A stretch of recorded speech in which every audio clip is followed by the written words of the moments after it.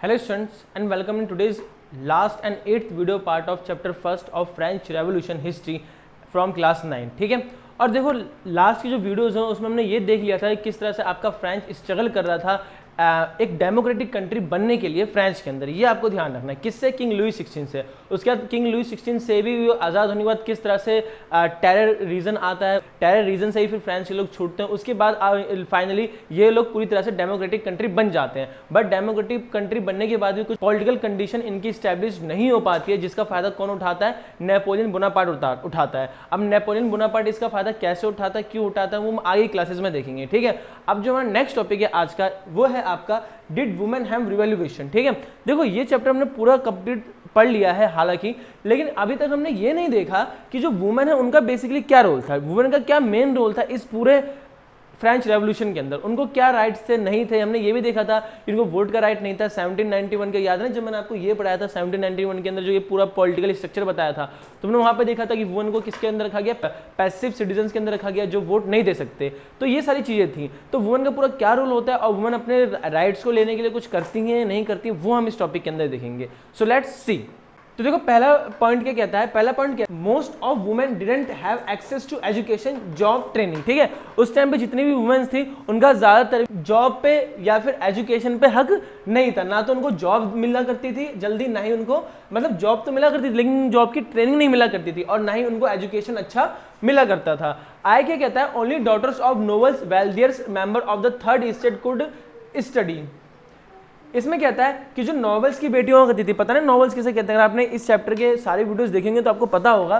तो नॉवेल्स की जितनी पहले के टाइम फ्रांस के अंदर जो नॉवेल की जो बेटियां हुआ करती थी वो, और थर्ड स्टेट के अंदर जो अमीर लोग हुआ करते थे वो सिर्फ उन्हीं की बेटियां क्या कर सकती थी? स्टडी कर सकती थी। बाकी जो गरीब लोग होते थे उनकी बेटियां स्टडी नहीं कर पा सकती थी, क्योंकि फीस काफी महंगी हुआ करती थी या कुछ और रीजन भी हो सकते हैं। उसके बाद क्या आता है, working women didn't get equal wages to the same man workers. ठीक है, ये प्रॉब्लम जो कि आज के टाइम में इंडिया में भी देखने को मिलती है कहीं कहीं जगह पे, क्या कि जो काम वुमेन करती थी वही काम मैन भी करा करते थे एक ही जगह पे, एक ही वर्क प्लेस पे। ठीक है, लेकिन फर्क ये हुआ करता था कि जो काम करने के लिए आदमी को पैसा मिला करता था उससे कम पैसा उसी काम को करने के लिए औरतों को मिला करता था। मतलब जॉब प्लेस पे मैन और वुमेन को लेके, इनकम को लेके इक्वलिटी नहीं थी। तो ये भी एक प्रॉब्लम था जो फेस किया जा रहा था किसके द्वारा? वुमेन के द्वारा फ्रांस के अंदर। नेक्स्ट कहता है, तो देखो यहां तक हमने ये देख लिया कि भाई वुमेन जो है किस तरह से उनको एजुकेशन में दिक्कत है, जॉब ट्रेनिंग में दिक्कत है, इनकम में दिक्कत है, हर एक चीज में उनको दिक्कत है। तो उससे इस दिक्कत का सामना करने के लिए वो क्या करते हैं? तो नेक्स्ट क्या कहता है, to raise the voice women they started their on political club. एक minute, they raise the voice of women होगा यहाँ पे। They raised the voice of women. They started their own political club and newspaper. Approx 60 women's political club came up in different cities of France. ठीक है, देखो जब women को ऐसा feel हुआ ना कि उनके साथ अन्याय हो रहा है, उनको एजुकेशन नहीं मिल रहा, उनको सारे राइट्स नहीं मिल रहे, उनको इनकम सही से नहीं दिया जा रहा, तो उन्होंने अपनी आवाज को उठाने के लिए क्या किया? उन्होंने अपनी खुद की एक पॉलिटिकल पार्टीज बनानी, पॉलिटिकल क्लब बनानी चालू कर दी। ठीक है, याद ना पॉलिटिकल क्लब किसे कहते हैं, ये भी हम देख चुके हैं कि पॉलिटिकल क्लब क्या होता है। जैसे आपका आदमियों का पॉलिटिकल क्लब था, उसमें से एक क्लब का नाम आपका क्या था? जैकोबिन क्लब था। तो उसी तरह से वुमेन भी अपनी पॉलिटिकल क्लब बनाने लग गई ताकि वुमेन्स को भी राइट दिया जा सके। तो उसके बाद इन्होंने सिर्फ अपना पॉलिटिकल क्लब ही नहीं बनाया बल्कि अपने खुद के न्यूज़पेपर भी इन्होंने छापने चालू कर दिया। आगे कहता है 60 women's political club came up in different cities of France. ठीक है, और जब इन वुमेन्स ने अपना आवाज उठाने के लिए क्लब बनाना चालू किया ना, पॉलिटिकल क्लब पूरे फ्रांस के अंदर, तो इनके टोटल 60 पॉलिटिकल क्लब बने वुमेन्स के, ये आपको ध्यान रखना है। ठीक है, फिर नेक्स्ट पॉइंट क्या कहता है आपका, नेक्स्ट पॉइंट कहता है the society of revolutionary and Republic women was the most famous club of women. देखो पूरे फ्रांस के अंदर जो वुमेन्स का क्लब था वो 60 वुमेन्स क्लब्स थे आसपास समथिंग। ठीक है, लेकिन उसमें से जो सबसे ज्यादा फेमस वुमेन क्लब था ना वो था आपका the society of revolutionary and Republic women. अब नेक्स्ट पॉइंट क्या कहता है, नेक्स्ट पॉइंट आपका क्या कहता है, देखो यहां तक हमने ये समझ लिया कि भाई वुमेन ने अपना पॉलिटिकल क्लब बनाया, लेकिन इन वुमेन ने जो अपना पॉलिटिकल क्लब बनाया उनसे क्या कुछ उनको फायदा होता है, क्या उनको उनके राइट्स मिलते हैं, वो हम देखते हैं। तो नेक्स्ट पॉइंट क्या कहता है, they have men demands that they also wanted to enjoy same political rights as women. ठीक है, देखो इनका ये पॉलिटिकल क्लब बनाना, इनका ये न्यूज़पेपर बनाना, अपना वॉइस रेज करना, इनका सबसे बड़ा और मेन मकसद ये था कि वो भी वही राइट चाहते हैं जो राइट एक आदमी का फ्रांस के अंदर है पॉलिटिक्स के अंदर। मतलब याद है ना, हमने देखा था कि जो पॉलिटिक्स के अंदर जो आदमी है सिर्फ वही वोट दे सकते हैं। ठीक है, और वही आगे लेजिस्लेटिव असेंबली के अंदर बैठ सकते हैं, लेकिन वुमेन के पास ऐसा कोई भी राइट नहीं था। तो उसी के बारे में यहाँ पे वुमेन कहती हैं क्या, क्योंकि बस यही डिमांड था कि जो राइट्स मैन के पास है ना पॉलिटिकल्स में, वही राइट उनको भी चाहिए पॉलिटिक्स में, ये कहा गया है। आगे क्या था, women were disappointed because the constitution of 1791 declared all women as a passive citizen, they also demanded right to vote. देखो अब 1791 के अंदर कुछ ऐसा हुआ जिसकी वजह से सारी महिलाएं क्या हो गई, उदास हो गई सिटीजन फ्रांस की। क्यों? क्योंकि 1791 के अंदर ना, जब 1791 के अंदर जब आपका पॉलिटिकल स्ट्रक्चर बना था, याद है ना, हमने 1791 का ये वाला पॉलिटिकल स्ट्रक्चर पढ़ा था, और इसके अंदर हमने देखा था कि कुछ जो लोग हैं वो आपके एक्टिव सिटीजन्स हैं और कुछ आपके पैसिव सिटीजन्स हैं। लेकिन एक्टिव सिटीजन्स वो हैं जो वोट दे सकते हैं, और एक्टिव सिटीजन वही आदमी है, सिर्फ आदमी है जो वोट दे सकते हैं। इसके अंदर महिलाएं नहीं है, तो महिलाएं सारी की सारी पैसिव्स हैं, मतलब कोई भी वोट नहीं दे सकती। तो 1791 के अंदर जब ये वाला पॉलिटिकल स्ट्रक्चर तैयार हुआ ना, और जो वुमेन को राइट नहीं दिया गया वोट करने का, तो इससे वहां की महिलाएं काफी उदास हो गई, यही इसके अंदर कहा गया है। इसी वजह से क्या हुआ, इसी वजह से सारी की सारी वुमेन ने डिमांड किया कि उन्हें भी पॉलिटिकल राइट्स चाहिए वोट करने का एटलीस्ट। नेक्स्ट पॉइंट कहता है, once during the reign of terror new government issued the laws ordering to close the women's all club and banning their political activities. याद है रीजन ऑफ टेरर में आपका क्या चल रहा था, मैक्सवेल की गवर्नमेंट थी।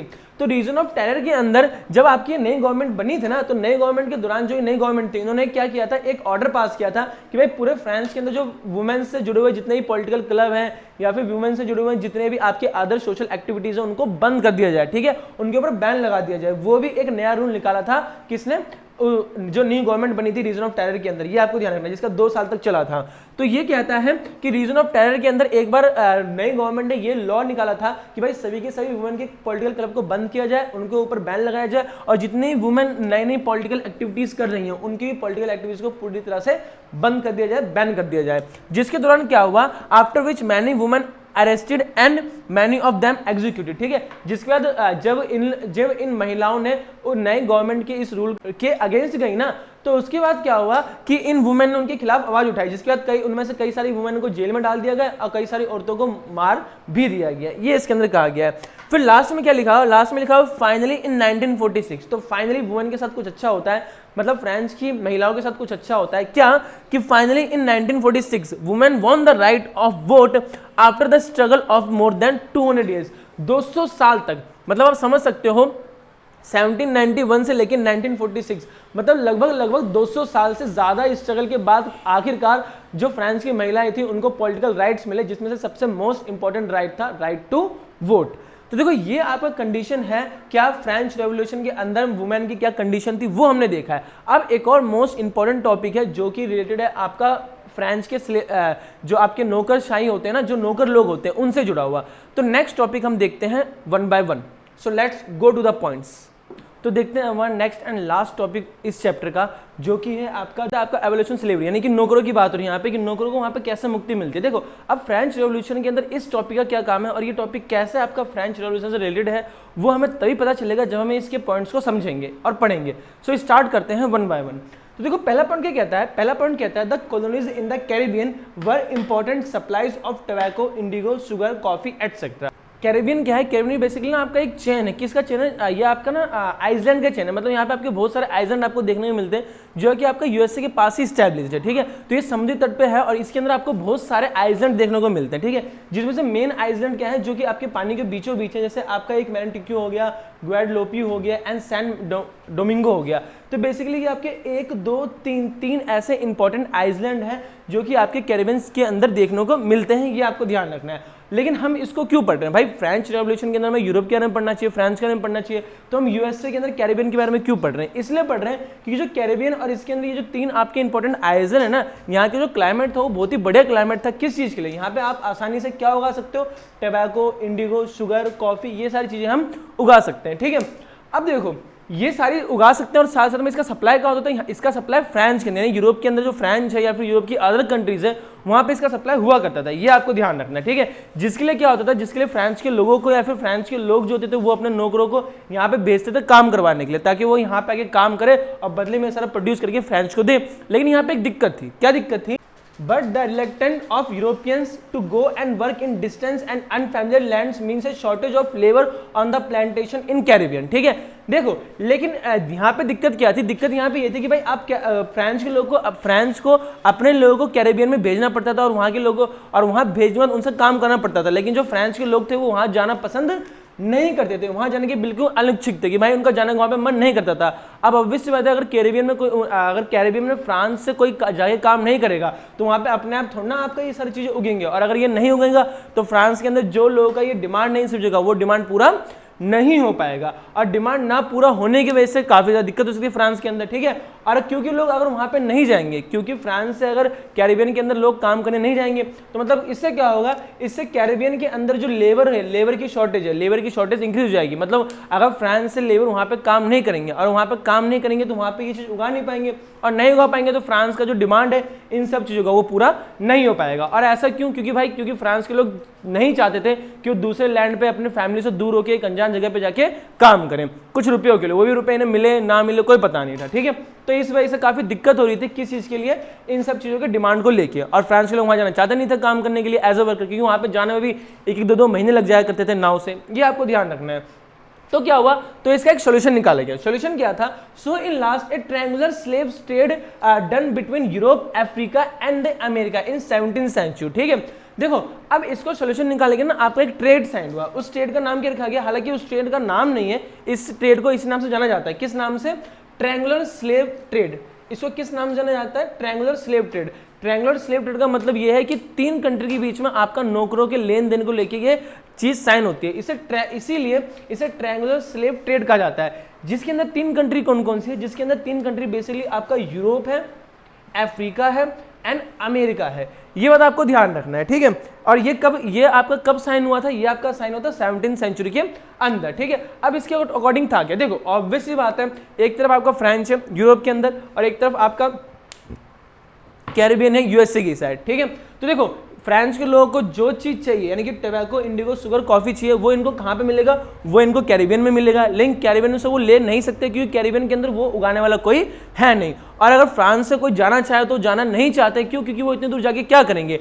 तो इसीलिए फ्रांस के लोगों ने एक दिमाग लगाया, क्या फ्रांस ने क्या सोचा, फ्रांस ने सोचा क्यों ना हम अफ्रीका से नौकरों को उठा के लेके आए, मतलब फ्रांस ने दिमाग लगाया कि हम अफ्रीका से नौकरों को खरीदेंगे, अफ्रीका से लोगों को खरीदेंगे, और अफ्रीका से लोगों को खरीदने के बाद उनसे कैरिबियन में जाके काम करवाएंगे, और जब कैरिबियन में जाके वो काम करेंगे तो वो किसका डिमांड पूरा करेंगे, फ्रांस के अंदर टोबैको, इंडिगो, शुगर, कॉफी का डिमांड पूरा करेंगे। मतलब ये 3 कंट्री के बीच का आपका ट्रेड था, किस किस के बीच था, तो ये आपका फ्रांस का जो कि यूरोप के अंदर है, और आपका कैरिबियन जो कि यूएसए के पास है, और अफ्रीका, इन तीनों के बीच में था। क्यों, क्योंकि देखो सिंपल चीज है, फ्रांस को चाहिए टोबैको, इंडिगो, शुगर, कॉफी, और ये इनको कहां से मिलेगा, कैरिबियन से मिलेगा, लेकिन कैरिबियन के अंदर लोग हैं नहीं इसको उगाने के लिए, तो क्या करते हैं फ्रांस के लोग ना अफ्रीका में जाके नौकरों को खरीदते हैं, और अफ्रीका में जाके नौकरों को खरीदने के बाद वो वहां से कहां ले जाते हैं, कैरिबियन में ले जाके उनसे काम करवाते हैं। जो वो काम करते हैं, प्लांटेशन करते हैं, तो वहां पे वो टोबैको, इंडिगो, शुगर, कॉफी उगाते हैं, और जिसको वो फिर कहां पे लेके आते हैं, यूरोप के अंदर, फ्रांस के अंदर लेके आते हैं। तो इस वजह से तीनों के बीच में आपका ट्रेड साइन होता है, जिसी को क्या कहा जाता है,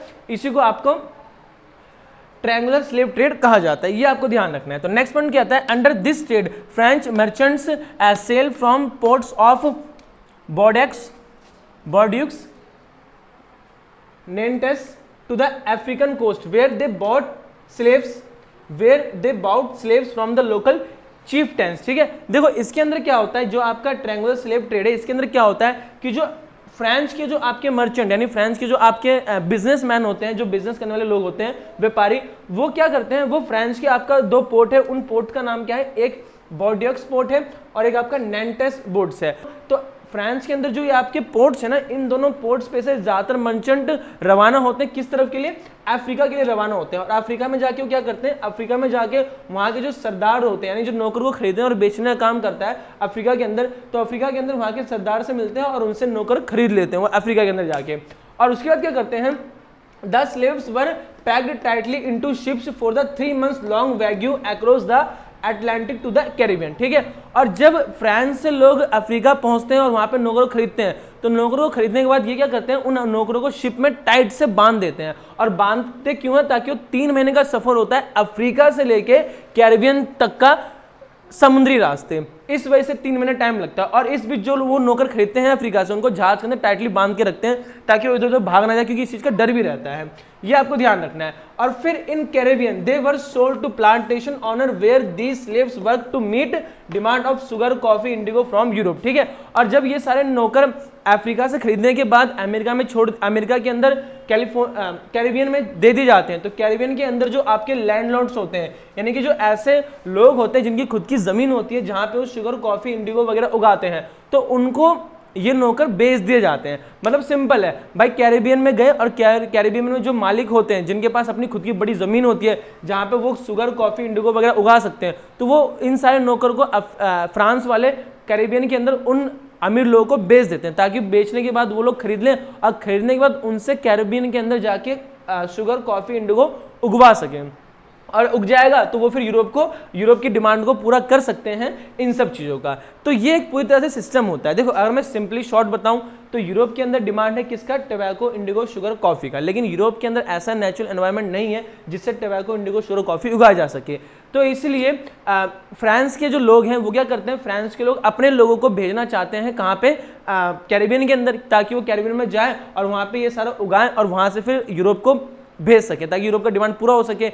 लेकिन भाई, और कैरिबियन में क्यों? क्योंकि कैरिबियन में ना अच्छा मतलब वातावरण है, जहाँ पे अच्छा टेम्परेचर है, अच्छा नेचुरल एनवायरनमेंट है, जहाँ पे ये सारी चीज़ें उग सकती हैं। लेकिन जो आपके फ्रांस के लोग हैं वो वहाँ पे जाना चाहते नहीं है, उतना दूर फैमिली से रह के उतने दूर रहना, अपने फैमिली से रहना, काम करना, इन सब चीज़ों के लिए उनको पसंद नहीं। तो इसलिए फ्रांस वालों ने क्या किया? इसलिए फ्रांस वालों ने अफ्रीका से नौकर खरीदने चालू किए, और फ्रांस वालों ने अफ्रीका से नौकर खरीदने के बाद वो कहाँ देने लगे? यूएसए के अंदर कैरिबियन के जो मालिक हैं, जो ये सारा चीज़ उगाते हैं, उनको बेचना चालू कर दिया। और जब बेचा ये होगा, तब यूरोप का डिमांड पूरा हो गया टोबैको, इंडिगो, शुगर, कॉफी का। तो इस तरह से 3 कंट्री के बीच में ये आपका ट्रेड है नौकरों का, जिसे ट्रायंगुलर स्लेव ट्रेड कहा जाता है। ये हमें समझ में आ गया। अब इस ट्रेड से छुटकारा कैसे मिलता है?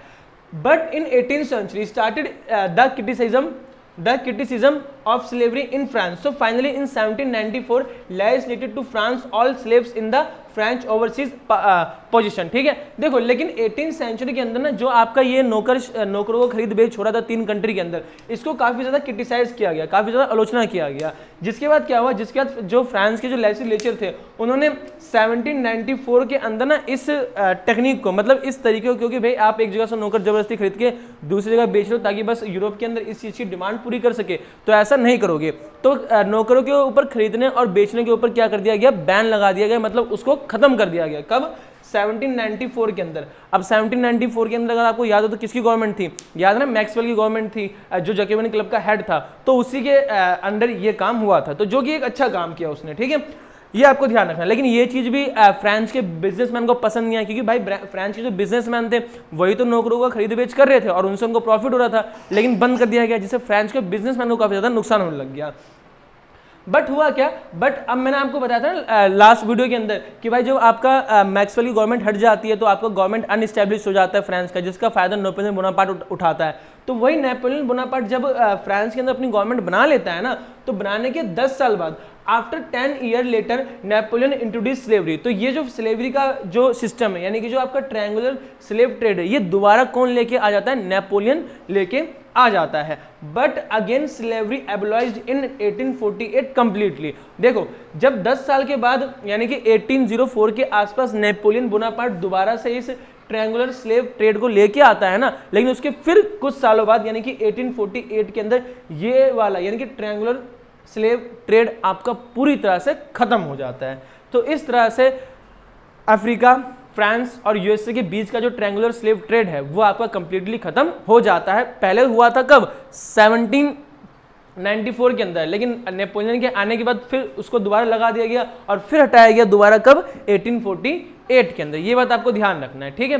देखो, यहां तक आपका ये टॉपिक खत्म हो चुका है, ये चैप्टर खत्म हो चुका है। बट एक छोटा सा टॉपिक और है जो कि है आपका राइज ऑफ नेपोलियन, ठीक है। क्योंकि हमने नेपोलियन का नाम सुना, लेकिन वो कैसे राइज करता है, कैसे वो अपना एक वर्चस्व, ये कह सकते हो कि वो किस तरह से फ्रांस के लोगों को डिप्रेस करता है अपने अंडर, और वहां पे एक किस तरह से वो डिक्टेटर बन के आता है। तो अगर आपको नेपोलियन बोनापार्ट के ऊपर भी एक कंप्लीट वीडियो चाहिए जिसमें हम इसके बारे में बात कर सके कि फ्रांस के ऊपर अपना कैसे राज बढ़ाता है, तो आप मुझे कमेंट में जरूर बताना, फिर हम नेपोलियन बोनापार्ट के ऊपर ही वीडियो बनाएंगे पूरा उस टॉपिक के ऊपर, ठीक है। सो अगर नहीं तो देखा जाए तो ये चैप्टर आपका लास्ट था इस वीडियो का, ठीक है। So thank you and have a nice day.